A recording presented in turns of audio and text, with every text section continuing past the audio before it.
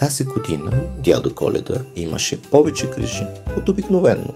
Оказа се, че шейната не може да премине годишен технически преглед, защото вече не отговаряла на новите евростандарти.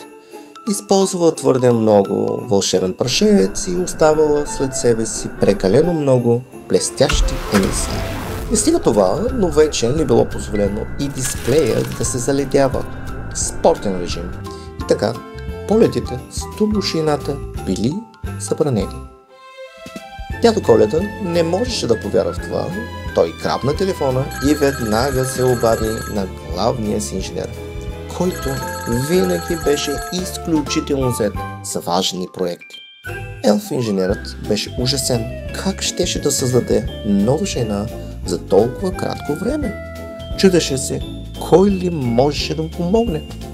Спомни си за една работилница край селото, в която се създаваха хипершейни, но първо се оказа, че багажника на модела беше твърде малък и второ, извънземните характеристики бяха повече, дори и за дядо Коледа.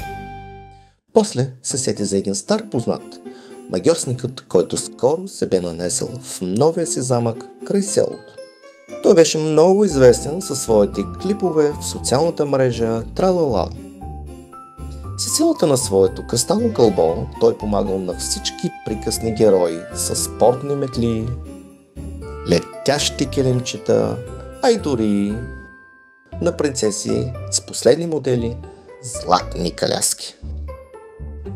Елфът веднага набрал номера на рецепцията на замъка, за да се запази час при магьосника. Той обяснил ситуацията на една мила вещица, която в този ден била дежурна и тя записала всички детайли. В речения ден и час елфите влезли в залата на магьосника. В единия край видели безброй електрически апарати, а в другия магически отвари, от които се носил аромат на билки. В далечината видели... Не, това е от друга приказка, сменете кадъра. В далечината те видели магьосника в очакване. Елфите се запътили към него и още отдалеч главният елф започнал да разказва за неволите шейната на дядо Коледа и как децата могат да останат без подаръци. Магьосникът привидно се зачудил, но той вече знаел отговора и тутък си хванал вълшебното кълбо. Над главите на елфите полетял на вид празен папирус. Той постепенно се изписал с чертежи на чисто нова шейна. Когато го видели, елфите много се зарадвали и се захванали на работа. Турбо Санта!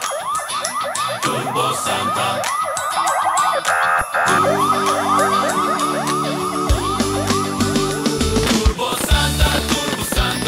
Ще бъде варианта за брави, за тест турбини, пушещи като комини. За да стигнеш ти далеко, вече трябва да си еко. Турбо Санта, с новия проект в чанта.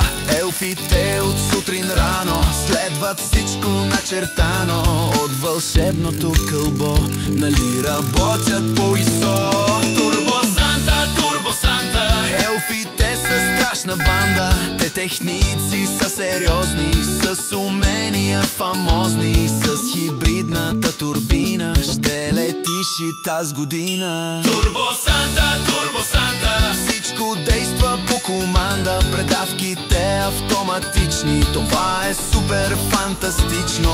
От вълшебника създател идва новия двигател. Турбо Санта, той децата ще зарадва над смълчаните полета. Той отново е в небето и полита над горите, право към звездите. Турбо Санта, само ти си с таланта и не ще ти го отнемат. Да си винаги на време, да раздаваш на добрите от чувала с мечтите.